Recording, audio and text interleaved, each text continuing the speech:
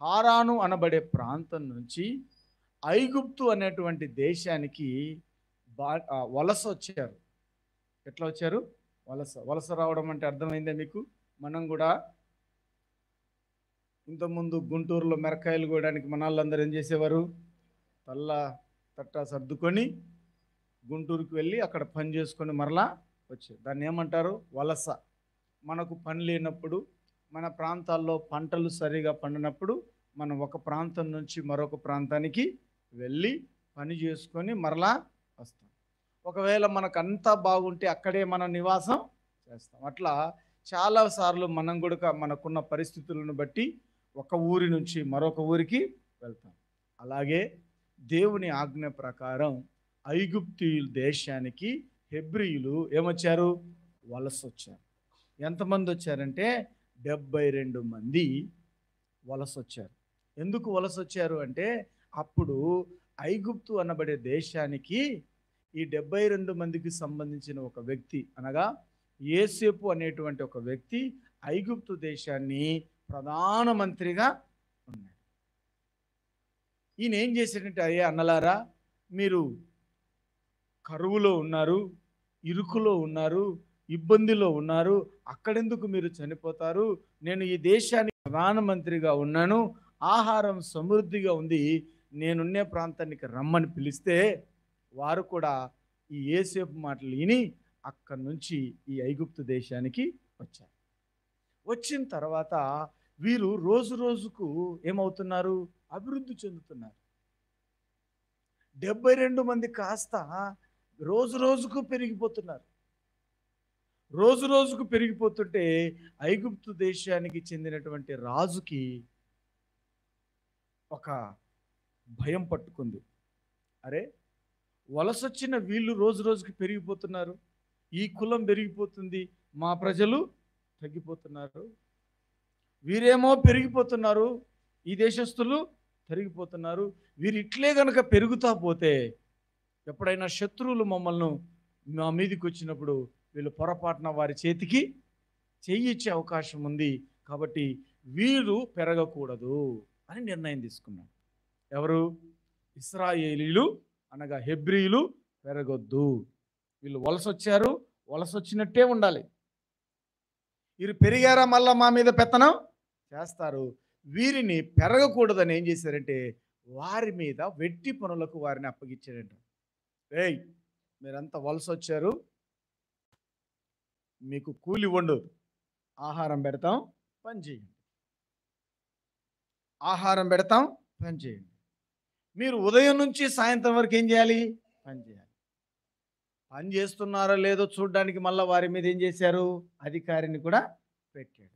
ఎట్లాంటి అధికారిని పెట్టారంటే ఇశ్రాయేలుల చేత వారు ప్రతి పని కఠినంగా చేపించుకుంటున్నారంట. అది సులువైన పని, కఠినమైన పని. ప్రతి పనిలోనూ కఠినమైన సేవ చేసి వారిని ఏం చేస్తున్నారట? విసిగిస్తున్నారంట. విసిగిస్తున్నారంటే పని చేయకపోతే ఏం చేస్తున్నారు? కొడుతున్నారు. మళ్ళా వీడు కొట్టాడంటే ఎందుకు కొట్టాడు? ఊరికి కొట్టింటాడా? పని చేయకపోతే ఏం చేస్తున్నారు? కొడుతున్నారు. పని చేయకపోతే కొట్టడం కాదు, వారు అనుకున్నంత పని వారు చేయకపోతే కూడా వారు కొడుతున్నారు. అంటే హెబ్రీయులు రోజుకి ఎంతగా పని వీరు కల్పిస్తే అంతగా వీరు అభివృద్ధి చెందుతూ ఉన్నారు. ఎంత పని పెడుతున్నా దేవుడు వీరిని ఏం చేస్తున్నాడు? ఆశీర్వదిస్తున్నాడు. కాబట్టి వీరు అభివృద్ధి చెందుతూనే ఉన్నారు. ఇంకా చివరికి రాజుకు ఒక డౌట్ వచ్చింది. ఏంటంటే, రేయ్, ఎంత పని పెట్టినా వీళ్ళు డెవలప్ అవుతున్నారు కదా, ఇంకా వీళ్ళు అభివృద్ధి చెందకుండా ఉండాలంటే ఏం చేయాలి? ఒకటే పని చేయాలి. వాళ్ళ ఇంట్లో ఎవడైనా మగపిల్లోడు పుడితే వాడిని చంపేయమన్నాడు. ఎవరైనా మగపిల్లవాడు పుడితే వాడిని ఏం చేయమన్నాడు? చంపేయమన్నాడు. అంటే అప్పుడు ఆ దేశంలో హెబ్రీల యొక్క ఇప్పుడు మగపిల్లోడు పుట్టేది, ఆడపిల్ల పుట్టింది ఎట్లా వస్తుంది? ఆ కాలంలో ఎవరున్నారు? మంత్రసానులు ఉన్నారు. రాజు మంత్రసానులకు ఆజ్ఞ ఇచ్చాడు. ఏమనంటే, ఇదిగో మీరు ఈ హెబ్రీల స్త్రీలు గర్భవతులై పిల్లలు కంటే ఒకవేళ మగపిల్లపాడు పుట్టాడు అనుకోండి, అక్కడనే పురుట్లోనే చంపేయండి. ఆడపిల్ల పెడితే దాన్ని వదిలేయమన్నాడు. ఈ హెబ్రీయులు ఈ మంత్రసానులు కూడా సరే రాజా, నువ్వు చెప్పినట్టు మేము చేస్తామని వెళ్ళారు. వెళ్తే వాళ్ళకందరికీ ఎవరు పుడుతున్నారు? మగ పిల్లలు పుడుతున్నారు. చంపేదానికి వీళ్ళకి చేతులు రావడం లేదు. చంపితే మీరు ఎవరికి భయపడ్డారు? వాళ్ళ దేవునికి భయపడి మగపిల్లుడు పుట్టిన ఏం చేసినారు? చంపలేక వదిలిపెట్టారు. మగపిల్లలు పుట్టి మగపిల్లల కేకలు వినపడుతుంటే రాజు మరలా పిలిపించుకున్నాడు. ఏయ్, మీరెందుకు చంపలేదు వారిని? పురుట్లోనే చంపేమన్నాను కదంటే అన్న వాళ్ళు అన్నారు, అయ్యా హెబ్రీ స్త్రీలు బాగా చురుకైన వారయ్యా, మేము వారి మంచాల దగ్గరికి పోకముందే వాళ్ళు కానుపై దాచిపెట్టుకుంటున్నారయ్యా అన్నాడు. దేవుని బిడ్డలారా, మొదట ఈ ఐగుప్తు దేశపు రాజు ఇశ్రాయేలు ప్రజలు అభివృద్ధి చెందకుండా ఏం పెట్టాడు? పని పెట్టాడు. రెండవదిగా ఈ ప్రజలు అభివృద్ధి చెందకుండా వారి యొక్క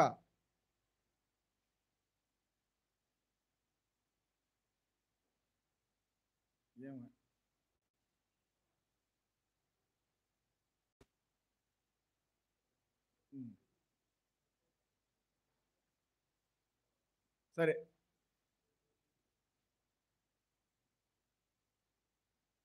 ఐగుప్తు స్త్రీలు ఈ ఈ మంత్రసానులు ఏం చేశారు? దేవుణ్ణి బట్టి భయపడిపోయి వాళ్ళని ఆపేసి రాజుకు చెప్పారయ్యా, వాళ్ళు చురుకైన వాళ్ళయ్యా, వాళ్ళని మేము వెళ్ళకముందే వాళ్ళు కానిపోయి పిల్లలను దాచిపెట్టేసుకుంటున్నారని తప్పించుకున్నారు. కానీ వారు ఎవరికి భయపడ్డారంట? దేవునికి భయపడ్డారు. అయితే వారు దేవునికి భయపడింది నా కారణం చేత దేవుడు మంత్రసాన పిల్లలను కూడా ఏం చేశాడంటే దేవుడు ఆశీర్వదించాడంట. దేవునికి ఎవరు భయపడ్డారు? రాజు ఏం చెప్పాడు? చంపేయమన్నాడు. దేవుడేమో కాపాడమంటే ఈ ఇశ్రాయేలు ప్రజలను, హెబ్రీ స్త్రీలను వాళ్ళు కాపాడకుండా మర్చిపోయి లేకుంటే చంపకుండా వదిలేసి దేవునికి భయపడి ఆ హెబ్రీ స్త్రీలు కానిపోయినప్పుడు మగపిల్లలు పుట్టిన చంపకుండా వదిలేసి, అది దేవుడు చూసి ఈ మంత్రసానులు కూడా దేవుడు ఆశీర్వదించాడు. ఇంకా మంత్రసానులు రెండవది మంత్రసానులు చేత కాలే. మూడవది ఏం చేశారంటే గొద్దు, మన పక్కనే ఒక నది వెళ్తుంది కదా అని సైనికులకు ఆజ్ఞాపించాడు. 2 సంవత్సరాల మగపిల్లల్ని పుట్టిన వాళ్ళను చంపి నదిలో పడేయమని. అప్పుడు రామాలో గొప్ప అంగలార్పు వినపడింది. అందరూ పిల్లల్ని చంపేశారు. పుట్టిన ప్రతి మగపిల్లవాడిని చంపేశారు. సైనికులు వెళ్ళి లాక్కొని వెళ్తుంటే ఆ తల్లులు ఏడ్చారు. మగపిల్లవాడు పుట్టిన ప్రతి ఇంట్లో ఏమున్నాయి? ఏడిపే, అంగలార్పే, ఏడ్చారు. ఏడిస్తే ఓ తల్లి మాత్రం ఒక చిన్న పిల్లవాడు అందంగా ఉన్నాడని 3 నెలలు దాచిపెట్టింది. ఎవరికి తెలియకుండా ఒక 3 నెలలు దాచిపెట్టింది. 3 నెలల తర్వాత కూడా ఆ పిల్లని దాచిపెట్టడం ఆమెకు చేత కాదు. ఇంకా చేతగాక ఆ పిల్లవాడిని ఒక జమ్ము పెట్టె చేసి ఆ జమ్ము పెట్టెలో ఆ పిల్లవాడిని పెట్టి అదే నైలు నదిలో వదిలితే అదే నైలు నదికి ఇప్పుడు ఆ నదిలో పిల్లల శవాలన్నీ అయిపోయినాయి లేవా? 3 నెలలకి శవాలు. అంతకుముందు ఏముంది? చిన్న పిల్లల శవాల దిబ్బలాగా ఉండింది. 3 నెలలు గడిచిపోయిన తర్వాత ఆ నదికి స్నానం చేయడానికి ఆ రాజు యొక్క కూతురు వచ్చింది. కూతురు వచ్చి స్నానం చేస్తూ ఉంటే ఒక ఏడుపు జమ్ముపెట్టెలో నుంచి ఏడుపు వినిపిస్తే ఆ కూతురు ఆ జమ్ముపెట్టెను చూస్తే ఆ పిల్లవాడు ఏడుస్తూ ఉన్నాడు. ఆమెకు కూడా ఆ పిల్లవాడి మీద ఏం పుట్టింది? కనికరం పుట్టింది, జాలి పుట్టింది. పిల్లవాడు చాలా అందంగా కనపడ్డాడు. ఇంత అందమైన పిల్లవాడిని రాజుకు చెప్పి చంపించడం ఆమెకి ఇష్టం లేకపోయింది. ఇష్టం లేకపోయి ఆ పిల్లోని ఎలాగైనా పెంచుకుందామని ఆ జమ్ము పెట్టిన ఆలోచన చేస్తుంటే అంతలోనే ఆ పిల్లవాని అక్క ఇంట్లో నుంచి ఆ పెట్టెమ్మడి వస్తూ ఉన్నది. ఈ పెట్టె ఎన్నన్నా ఆగిపోతుందా, చచ్చిపోతాడా, ఎవరన్నా ఎత్తుకెళ్తారని ఆ పిల్లవాని అక్క ఏం చేస్తుంది? జమ్ము పెట్టెమ్మ దూరం నుంచి పెట్టెమ్మడి వస్తుంది. వస్తూ వస్తూ ఉంటే రాణి చేతిలో ఉన్న పెట్టెను చూసి ఆ పిల్ల చిన్నగా ఎవరి దగ్గరకు వచ్చింది? రాణి దగ్గర వచ్చి, అయ్యా అమ్మా ఈ పిల్లోని పెంచుకుంటావా నీవంటే పెంచుకుంటాను. ఎలా పెంచుకుంటావు? ఈ పిల్లవాడిని, చిన్న పిల్లవాడు, పెంచేదానికి ఎవరో ఒకరు నీకు దాది కావాలి. నేను ఒక దాదిని తీసుకొని వస్తాను నేనంటే, ఓ వెళ్ళు దాదిని తీసుకురమ్మని రాణి చెప్పింది. రాణి చెప్తే ఈ చిన్న పిల్ల వెంటనే ఆ పిల్లవాని అమ్మనే దాదిగా పిలుచుకుని వచ్చి రాణికి అప్పగించింది. ఆ రాణి చెప్పింది, ఇదిగో ఈ పిల్లవాడిని పెంచు, పెద్దవాడిని చేయి. ఎక్కడా? అక్కడుంటే నీకు సెక్యూరిటీ లేదు. ఎక్కడికి రావాలా? రాజభవనంలో ఉండి ఈ పిల్లవాడిని పెంచమని. ఆ పిల్లవాడిని రాజభవనంలో ఉగ్గు పాలతో, దేవుని ప్రేమతో, దేవుని యొక్క శక్తితో, దేవుని యొక్క వాత్సల్యంతో ఆమె పెంచి పెద్దవాడిని చేసింది. పెద్దవాడైన తర్వాత ఆ పిల్లవాడు పెద్దోడయ్యాడా? ఇప్పుడు తను ఎవరో తనకు తెలుసా తెలీదా? ఉండేది ఏ ఇంట్లో? రాజభవనంలో. కానీ తను ఎవరో తనకు ఎలా తెలిసింది? పెంచింది ఎవరు? తల్లే కదా. చెప్పిందా లేదా? నాయనా, మనం వచ్చింది నువ్వు రాజు కొడుకు అనుకుంటున్నావేమో. ఈ వస్త్రాలు చూసి, ఈ ఆడంబరాలు చూసి నువ్వు రాకుమారుని అనుకుంటున్నావో? కాదు కాదు. నువ్వెవరివి? హెబ్రీయునివి. నిన్ను కూడా ఈ రాజు చంపాలంటే నేనే తీసుకొని వచ్చాను. దేవుని చిత్తం నీ వెనకాల దాగుంది. ఇశ్రాయేలు ప్రజలను నీ ద్వారా విడిపించాలనుకుంటున్నాడు దేవుడు. అందుకే నిన్ను కాపాడాడు. నీతో పాటు పుట్టిన మగపిల్లలందరూ చచ్చి శవాలై నైలు నదిలో పారిపోయారు. వారి రక్తమంతా నైలు నది నిండుకుంది. నీ ఒక్కడివే బ్రతికావు. నీ ఒక్కడివే ఇప్పుడు బ్రతికున్నావు. బ్రతికి బట్ట కడుతున్నావు. ఈ రాజభవనంలో ఉన్నావు అంటే కారణం ఏంటయ్యా అంటే, ఈ ప్రజలను నువ్వు విడిపించాలి. ఈ ప్రజలను నీవే విడిపించాలి. నీవే విడిపించాలంటే, విడిపించాలన్న ఉద్దేశం, కారణాన్ని బలంగా ఈయనకు నాటుకుపోయింది. 40 ఏళ్ళు వచ్చాయి. 40 ఏళ్ళు వచ్చిన తర్వాత అన్ని విద్యలు నేర్చుకొని ఏమయ్యాడు? బయటికి వెళ్ళాడు. బయటికి అయితే తల్లి ఎట్ట చెప్పిందో అట్నే జరుగుతుంది. తన ప్రజలు ఏం చేస్తున్నారు? హింసిస్తున్నారు, కొడుతున్నారు, హింసిస్తున్నారు. ఎందుకు? కఠినమైన పని. ఎవడైనా మాట వినకుంటే వాళ్ళు ఏం చేస్తారు? కొట్టడమే. కొడుతుంటే ఈ మోషేకి ఏమొచ్చింది? కోపం వచ్చి ఎవడైతే కొట్టాడో కొట్టినోడిని ఒక దెబ్బ కొట్టి చంపేశాడు. దేవుని బిడ్డలారా, మోషే నీటిలో నుండి తీయబడ్డాడు అని ఆయనకి ఏం పేరు పెట్టారు? మోషే అని పేరు. నీటిలో నుండి తీయబడ్డాడు, అందుకే ఆయనకు మోషే అని పేరు. అయితే ఇక్కడ మనం గమనించాలి ఏంటంటే, దేవుడు ఇశ్రాయేలు ప్రజల పక్షాన ఉన్నాడు. ఇశ్రాయేలు ప్రజలు, హెబ్రీయులు హింసించబడుతున్నారు, కొట్టబడుతూ ఉన్నారు. ఎంతగా కొట్టబడుతున్నప్పటికీ ఎలా వారు విస్తరణ జరగకుండా ఆపారు? పాయింట్ నెంబర్ 1, మొట్టమొదటి ఏం చేశారు? వారికి పని ఎక్కువగా పెట్టారు. పని ఎక్కువగా పెట్టినప్పుడు ఏమవుతారు వాళ్ళు? దేవుణ్ణి తెలుసుకునే అవకాశమే. పని ఎక్కువ ఉందనుకోండి, ప్రార్థనకు వస్తారా? పని ఎక్కువ అంటే దేవుడు అంటే అర్థమవుతుందా? పని చేసుకోమంటావా, ప్రార్థనకు రమ్మంటావా అంటారనరమ్మా? ఇంకేమంటారు? మీకు పని పాట లేకుండా ప్రార్థనకు పోతున్నారు. దేవుని బిడ్డలారా, ఆనాడు ఈ ప్రజలు సంతోషంగా ఉండేది కూడా ఫరోకి ఇష్టం లేదు. వారి మీద ఎందుకు పని పెట్టాడు? వీరు అభివృద్ధి చెందకూడదు. ఎప్పుడు అభివృద్ధి చెందుతారు? భార్యాభర్తలు కలిసినప్పుడే కదా అభివృద్ధి చెందేది. మరి భార్యాభర్తలు ఒక చోట చేరకుండా, భార్యాభర్తలు సంతోషంగా ఉండకుండా, వండింది తిని వారి కుటుంబం ఆనందంగా కూడా ఉండకుండా వారికి ఏం పెట్టాడు? పని పెట్టాడు. ఈరోజు మానవుడు కూడా పనిలో పడిపోయి మనుషులను మర్చిపోయినాడు. పనిలో పడిపోయి భార్యను మర్చిపోయినాడు. పనిలో పడిపోయి భర్తను మర్చిపోయాడు. పనిలో పడిపోయి పిల్లలను కూడా మర్చిపోయాడు. పనే దేవుడు కాదు, పని కోసమే కాదు మనం బతుకుతుండేది. మనకేం అర్థమైందంటే పనే పని పని పని పని పని. ఎవరిని అడిగినా మన పెద్దలను ఎవరు అడుగుతారు? ముందు పని చేసుకోవాలా, రొట్టె తినాలా, పని చేసుకోవాలా. కరెక్టే. మీ కాలంలో పని చేయింది వాళ్ళు ఏం చేశారు? ఎందుకు పని చేస్తే రొట్టె దొరికేది? పొద్దున్న నుంచి సాయంత్రం వరకు కష్టపడినా ఆ రోజుకే ఆహారం, మళ్ళా రేపటికి లేదు. మరలా రేపు ఏం చేయాలి? మరలా పొద్దున్న నుంచి చేయాలి. ఇప్పుడు ఒకరోజు పనికి పోతే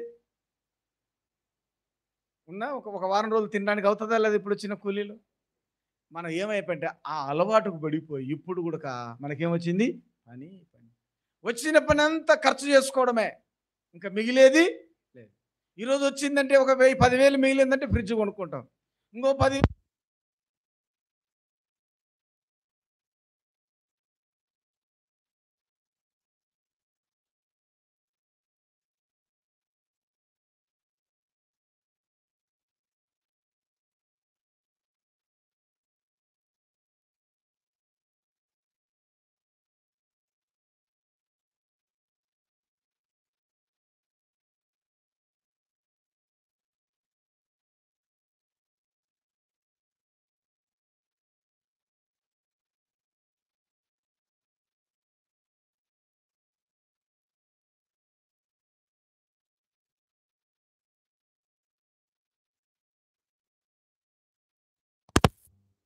ఈ బానిసం అవుతున్నాం, ఆరోగ్యాన్ని కూడా మర్చిపోతున్నారు. మనలో ఈరోజు హాస్పిటల్లోకి వెళ్ళి చూడండి, ఏ హాస్పిటల్లోనైనా ఉన్నతమైన వారు ఉంటారా, పేదవారు ఉంటారా హాస్పిటల్లో? ఎందుకు అయ్యా వదిలిపెట్టింది, నా మాటలు వినపడుతున్నాయి కదా? ఎంత పెద్ద హాస్పిటల్ కన్నా వెళ్ళండి, హైదరాబాద్కి వెళ్ళండి, బెంగళూరుకి వెళ్ళండి, ఈరోజు కోయలకుంటలో ఉండే హాస్పిటల్కి వెళ్ళండి, కర్నూలులో ఉండే హాస్పిటల్కి వెళ్ళండి, ఎవరుంటారు అక్కడ హాస్పిటల్లో? గొప్పవారు ఎవరు ఉన్నారు? అంత పేదోళ్ళే, టిఫన్కు ఇబ్బంది పడేటోళ్ళే, భోజనానికి ఇబ్బంది. ఎందుకు మన ఆరోగ్యం పాడైపోతున్నాయి? ఎందుకు మనకు రోగాలు వస్తున్నాయి? ఎందుకు మనకు రోగాలు? ఎందుకు మనకు శ్రమలు? ఎందుకు మనకు బాధలు? ఎందుకు మనకు ఇబ్బందులు? అంటే మనం అసలు మన ఆరోగ్యం గురించి ఆలోచనే మనకు లేదు, కుటుంబం మీద ధ్యాసే మనకు లేదు, భార్య మీద ధ్యాస లేదు, పిల్లల మీద ధ్యాస లేదు, కుటుంబం మీద ధ్యాస లేదు. మన ధ్యాస అంతా పని చేసుకోవాలా, లెక్క సంపాదించుకోవాలా, సాయంత్రం కోటర్ తెచ్చుకోవాలా, తినాలా. ఆయనకు కోటర్లో పిచ్చి, ఈమెకు సీరియల్ పిచ్చి. ఆయన లెక్కంతా 500 సంపాదించుకుంటే 400 తాగరికి అయిపోయాయి. ఈమె 300 సంపాదించుకుంటే 200 సీరకు, 200 మళ్ళీ పుట్టింటికి పోయడానికి సరిపోయాయి. ఇంకేముంది? మళ్ళా చేతులు ఏమైపో బానిసలం కాక ఏమవుతాం? బానిసలం కాక ఏమవుతాం? ఉన్న డబ్బంతా ఇష్టం వచ్చినట్టు చేసేసుకుంటే ఏమయ్యాం? బానిసలమయ్యాం. బానిసలం ఎప్పుడు అయిపోతున్నామో. ఎందుకు ఈ బానిసత్వం వస్తుందో తెలుసా? ఎందుకు ఈ బానిసత్వం వస్తుంది? మనకు అర్థం కాక, మనకు చెప్పేవారు లేక. ఎవరు చెప్తారు మనకు? పెద్ద పెద్ద వారికి అయితే వారు డబ్బు ఎలా సంపాదించుకోవాలో చెప్తారు, సంపాదించిన డబ్బును ఎక్కడ ఎలా ఖర్చు పెట్టుకోవాలో చెప్తాం. అవునా కదా? వాళ్ళకు డబ్బును సంపాదించే మార్గాలు చెప్తారు, డబ్బును పొదుపు చేసుకునే మార్గాలు చెప్తారు. మనకేం చేస్తారు?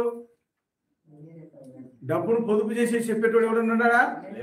తెల్లాడుతానే సీరియల్ అంటాడు, ఫ్రిడ్జ్ అంటాడు, ఈఎంఐతో కొనుక్కోమంటాడు. ఈరోజు చెప్పటం లెక్క వారానికి ఇంత, నెలకింత చూలి అంటాడు, అనడా? అంటే ఎవరు ఖర్చు చేస్తున్నారు?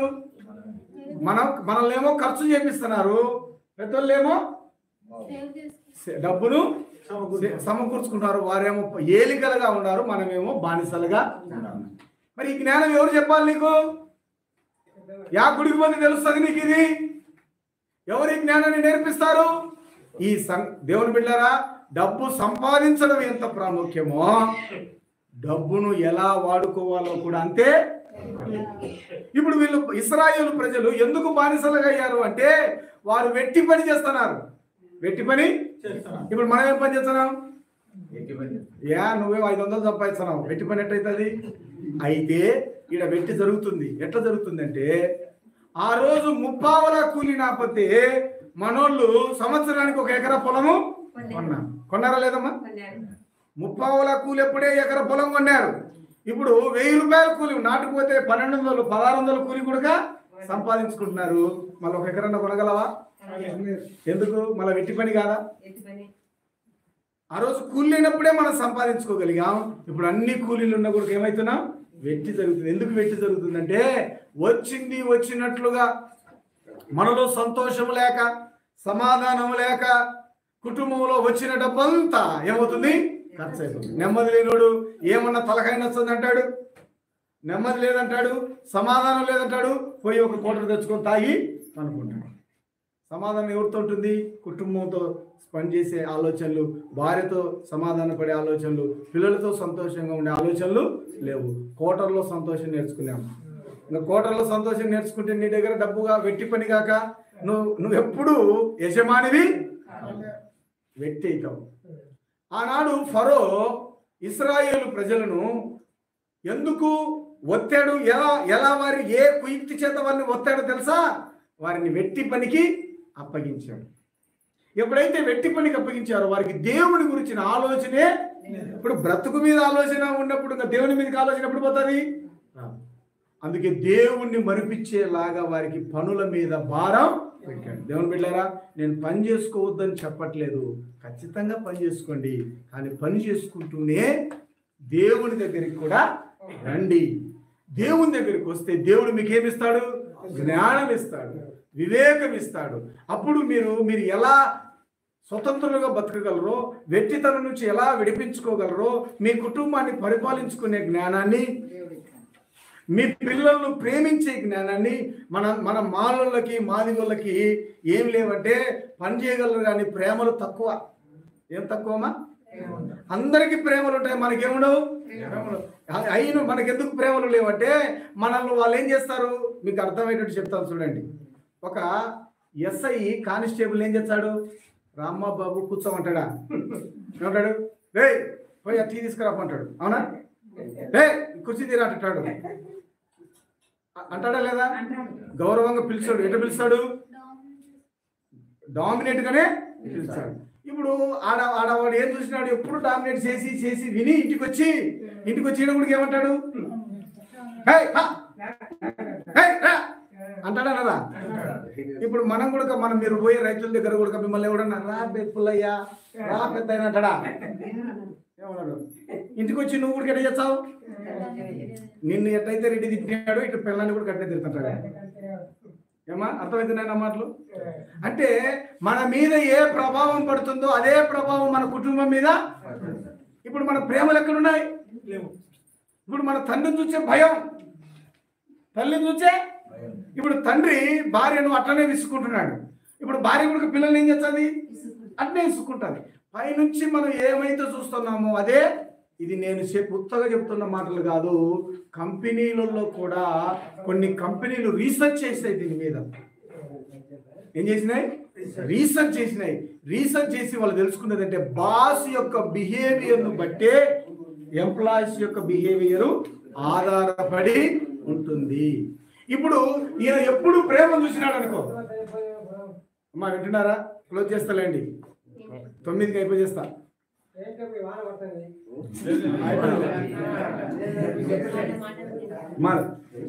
మేము ఇంటికి పోవాలి కదా, మాకే లేట్ అవుతుంది.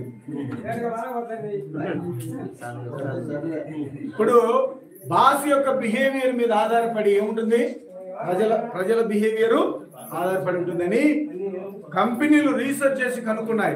ఇప్పుడు మనం ప్రేమను చూస్తున్నాం అనుకోండి, ఇక్కడ కూడా ఏం చేస్తాం? అక్కడ కోపాన్ని చూస్తున్నాం అనుకోండి, ఇక్కడ కూడా ఏం చూపిస్తాం? ఇప్పుడు ఈ ఇశ్రాయేలు ప్రజల మీద కూడా సైకలాజికల్ గా ఫరో ఏం చేశాడంటే వారి మీద ఏం పెట్టాడు? ప్రెజర్ పెట్టాడు.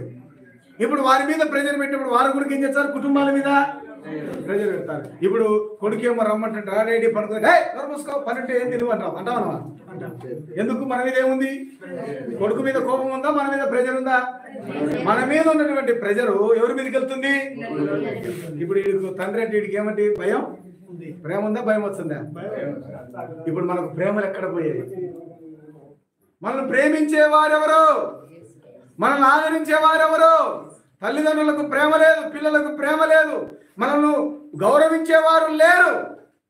అందుకే మనం ఏమైపోయామంటే రోగాలు వస్తున్నాయి మనకు. అందుకే కోపాలు పెరిగి రోగాలు వస్తున్నాయి, మనస్పర్ధలు పెరిగి రోగాలు వస్తున్నాయి. తిన్నది అరగదు, నిద్ర రాదు, ఇన్ని రోగాలకు కారణం ఏంటంటే మనకు వస్తున్నటువంటి కోపాలు, మనకు వస్తున్నటువంటి ప్రెషర్లు. తలకాయ నొప్పులు వస్తున్నాయి లేదా?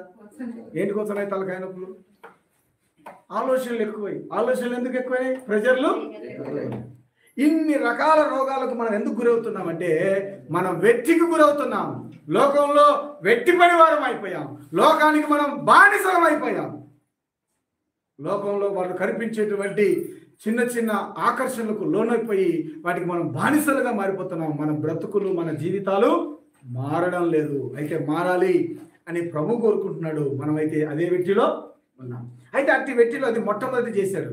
రెండవ వెట్టి పని ఏం చేశాడంటే హెబ్రీ స్త్రీలను పెట్టి పిల్లలను చంపే ప్రయత్నం చేశారు. వారు కూడా మెలకువతో ఎట్లో గట్ట చంపకుండా కొందరు దయ చూపించారు.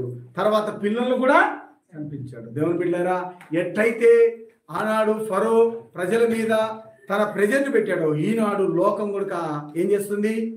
ఇప్పుడు ఏ వ్యాపారమైనా చిన్నవారినే మీదనే పడుతుంది, మన మీదనే. ఏ ఎంత పెద్ద కంపెనీ అయినా అది లాభాల్లో రావాలంటే పేదవారమైన మన మీదనే ఆధారపడి ఉంటుంది.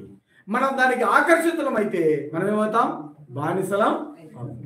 అయితే ప్రభునందు దేవుని బిడ్డారా, అట్టి బానిసత్వం నుంచి విడిపించడానికి మోషే దిగివచ్చి వారి వెనకాల నిలబడి వారిని ఆ బానిసత్వం నుంచి విడిపించారు. మరి మనల్ని విడిపించడానికి ఎవరు వచ్చారు అంటే 2024 సంవత్సరాల క్రితం యేసు ప్రభు వచ్చి, యేసు ప్రభు ప్రేమ లేని మన మీదకి వచ్చాడు. ఆయన ప్రేమ ఉన్న వాళ్ళ దగ్గరికి పోలేఆయన, పేదవారి దగ్గరికి వచ్చాడు, దరిద్రుల దగ్గరికి వచ్చాడు.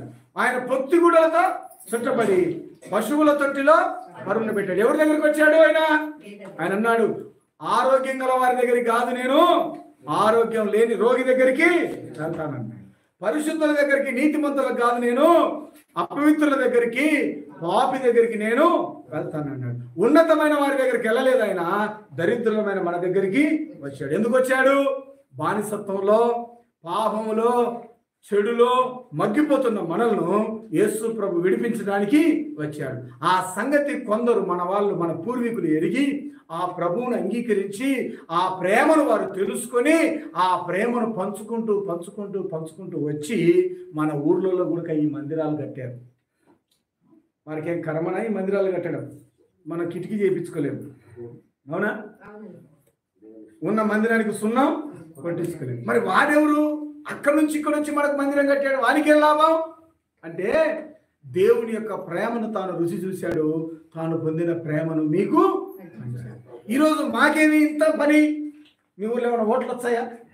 మేమైనా గెలుచుకుంటామా? మాకేం జరుగుతుంది అంటే దేవుని ప్రేమను మేము రుచి చూసాం. ఆ దేవుని వల్ల మేము ఎంతో దీవించబడ్డాము.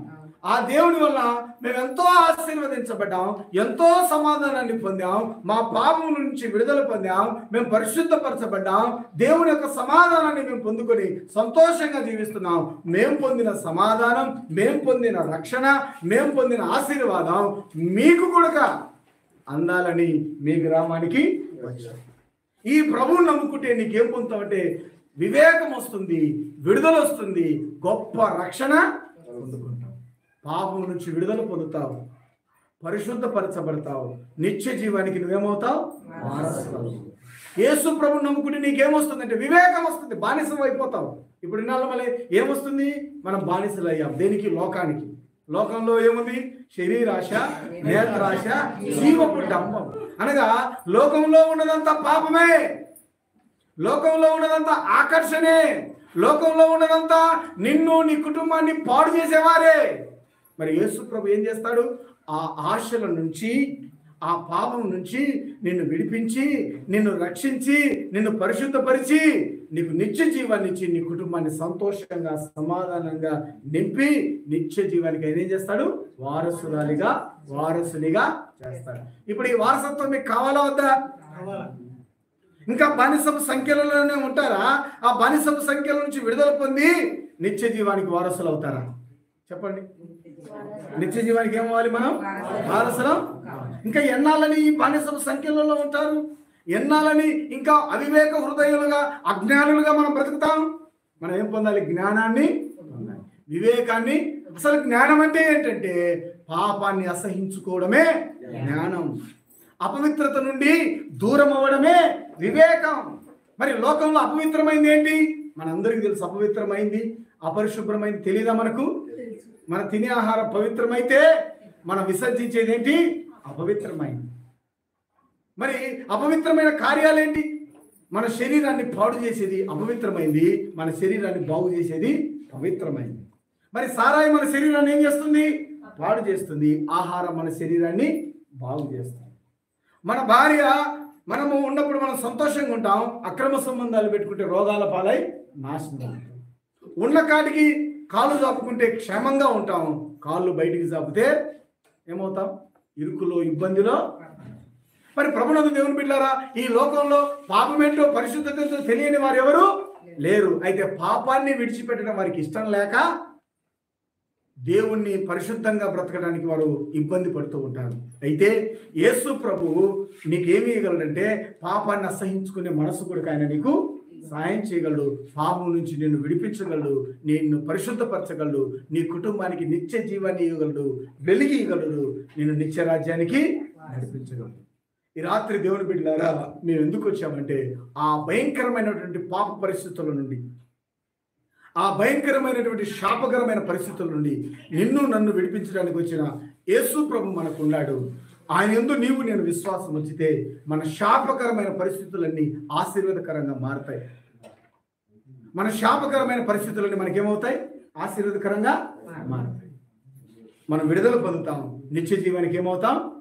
మోషే వచ్చి ఇశ్రాయేలు ప్రజలను ఏం చేశాడు? విడిపించాడు. యేసు ప్రభు వచ్చి మనలందరినీ కూడా, పాపంలో ఉన్న వారందరినీ విడిపించాడు. ఈ రాత్రి తలలు వంచండి, ప్రార్థన చేసుకుందాం. ప్రభు యొక్క మహిమ గల కృప నిన్ను నన్ను పరిశుద్ధపరుస్తుంది, పవిత్రపరుస్తుంది, నిత్య జీవానికి మనల్ని వారసులుగా చేస్తుంది. తలలు వంచండి, తలలు వంచండి, ప్రార్థన చేసుకుందాం.